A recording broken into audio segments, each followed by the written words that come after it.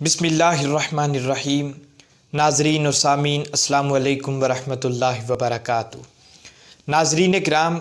آج میں قرآن و سنت کی روشنی میں ایک ایسی بات ذکر کرنا چاہتا ہوں جس پر عمل کر کے نہ صرف ہم اپنی دنیاوی زندگی کو احسن طریقے سے چلا سکتے ہیں بلکہ اس پر عمل پیرا ہو کر ہم اپنی اخروی زندگی کو بھی بہتر و منظم کر سکتے ہیں۔ ناظرین کرام، آج کا جو میرا موضوع ہے وہ انفاق فی سبیل اللہ ہے، یعنی اللہ کی راہ میں خرچ کرنا۔ اور جب اس کی اہمیت قرآن و سنت سے دیکھیں تو قرآن مجید میں اور حضور علیہ الصلاۃ والسلام کی احادیث میں بڑے واضح دلائل موجود ہیں جو اس کی اہمیت کو اجاگر کرتے ہیں۔ تو آئیے ہم اللہ کی راہ میں خرچ کرنے کی اہمیت قرآن و حدیث سے دیکھتے ہیں۔ ناظرین کرام، اللہ تعالیٰ نے قرآن مجید فرقان حمید میں ارشاد فرمایا،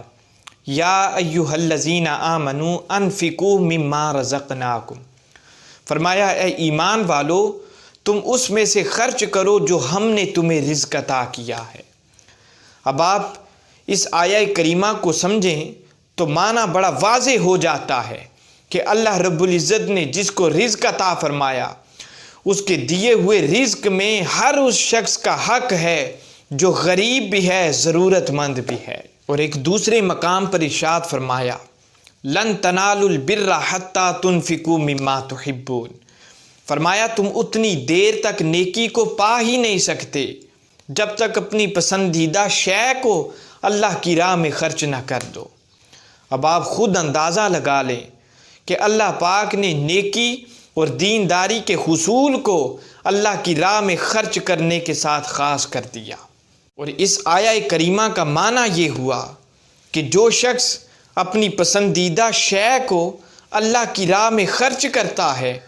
اللہ پاک کو اتنا پیارا لگتا ہے کہ خالق کائنات اس کے افعال کو نیکیوں میں بدل دیتا ہے۔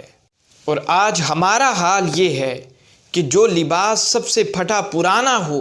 جس کو پہنتے ہوئے ہم اپنی توہین محسوس کرتے ہیں، وہی لباس اٹھا کر ہم غریبوں کو دے دیتے ہیں۔ ناظرین کرام، ہمیں اس بات پر سوچنا ہوگا کہ غریب کے پاس اگرچہ کثرت سے مال و دولت نہیں ہے لیکن باوجود اس کے وہ شخص عزت والا ہے، عزت دار ہے۔ اور آج میں آپ کو ایک ایسی بات بتانا چاہتا ہوں جس کو سن کر ہر مسلمان فائدہ پا سکتا ہے کہ اگر کوئی شخص اللہ رب العزت کا قرب چاہتا ہے یا اس کی رضامندی چاہتا ہے تو ایک بار اپنی پسندیدہ شے کو غریب کے ساتھ شیئر کر کے دیکھے۔ میں اللہ کی عزت کی قسم اٹھا کے کہتا ہوں، اس غریب کے دل سے نکلی ہوئی دعا رب کو اتنی پیاری لگتی ہے کہ خدا اس دعا کی وجہ سے اس کے نامہ اعمال کو نیکیوں سے بھر دیتا ہے۔ ناظرین کرام، میں یہاں پر ایک حدیث پاک ضرور ذکر کروں گا اور میں یقین سے کہتا ہوں کہ آپ جب یہ حدیث پاک سنیں گے تو آپ کے دلوں میں خرچ کرنے کا جذبہ بڑھتا چلا جائے گا۔ اس حدیث پاک کو امام احمد بن حنبل نے اپنی کتاب المسند میں ذکر کیا اور حضرت ابو ہریرہ اس حدیث کے راوی ہیں۔ آپ فرماتے ہیں، تاجدار کائنات صلی اللہ علیہ وسلم نے ارشاد فرمایا کہ اللہ تعالیٰ صدقہ کو قبول کرتا ہے اور وہ اپنے دائیں ہاتھ میں تھام لیتا ہے، اور فرمایا کہ جب وہ کوئی صدقہ کرتا ہے تو اللہ اسے اتنا بڑھا دیتا ہے جس طرح تم گائے یا اونٹنی کے بچے کو پالتے ہو، یعنی وہ اونٹنی کا بچہ یا گائے کا بچہ ابتداً چھوٹا ہوتا ہے، آہستہ آہستہ وہ بڑھتا چلا جاتا ہے، فرمایا اس طرح اللہ پاک تمہارا صدقہ بڑھا دیتا ہے۔ اور آگے فرمایا کہ اگر کوئی شخص ایک لقمہ بھی اللہ کی راہ میں خرچ کرتا ہے، اللہ رب العزت اس ایک لقمے کو اتنا بڑھا دیتا ہے گویا کہ وہ پہاڑ کے برابر بن جاتا ہے۔ اب آپ خود اندازہ لگا لیں کہ صدقہ کرنے اور اللہ کی راہ میں خرچ کرنے کی کتنی اہمیت ہے کہ جب کوئی شخص ایک لقمہ ہی اللہ کی راہ میں خرچ کرتا ہے، اللہ پاک کو اتنا پیارا لگتا ہے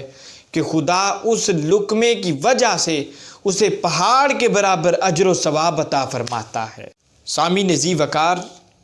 میں نے قرآن و سنت کی روشنی میں خرچ کرنے کی اہمیت کو ذکر کیا، لیکن یہاں پہ ایک بات بتانا میں بڑی ضروری سمجھتا ہوں کہ اس سے بعض لوگوں نے ناجائز فائدہ اٹھاتے ہوئے گلیوں میں، سڑکوں پر، اشاروں پر صحیح سلامت ہونے کے باوجود لوگوں سے مانگنا شروع کر دیا، جس سے معاشرے میں بہت سے مسائل پیدا ہوئے۔ تو پہلا اور بنیادی مسئلہ یہ ہے کہ ایسے لوگ جو صحیح سلامت ہیں، نہ وہ ڈسیبل ہیں، نہ معذور ہیں، نہ پریشان ہیں، نہ بیمار ہیں، صحیح سلامت ہونے کے باوجود جب وہ لوگوں سے بھیک مانگتے ہیں اور ہم بدلے میں جب ان کو پیسے دیتے ہیں، تو یاد رہے کہ ہم ان لوگوں کی حوصلہ افزائی کر رہے ہوتے ہیں۔ اور حوصلہ افزائی کا مطلب کیا ہے کہ ہم ہی وہ لوگ ہیں جو ان کو محنت سے دور کر رہے ہیں۔ اور یاد رہے کہ اسلام میں محنت کا بڑا رول ہے۔ جو شخص محنت نہیں کرتا وہ اللہ کا دوست نہیں ہو سکتا۔ اور دوسرا یہ مسئلہ پیدا ہوا کہ جو لوگ حقیقتاً صدقہ کے مستحق تھے اور صدقہ کا حق رکھتے تھے، وہ بھی ان بھیکاریوں کی وجہ سے محروم ہو گئے۔ تو میری آپ سے گزارش ہے کہ آپ جب بھی صدقہ دیں تو آپ اچھی طرح جانچ پڑتال کر لیں، کہیں ایسا نہ ہو کہ آپ نے جس کو صدقہ دیا ہے، آپ کے صدقہ کرنے کی وجہ سے وہ شخص محنت سے دور ہو جائے اور کوئی دوسرا شخص اپنے حق سے محروم ہو جائے۔ اور میں حکومت پاکستان سے ریکویسٹ کرتا ہوں کہ اگر آپ واقعی اسٹریٹ کرائمز کا خاتمہ چاہتے ہیں تو آپ کو ایسے لوگوں کو پکڑنا ہوگا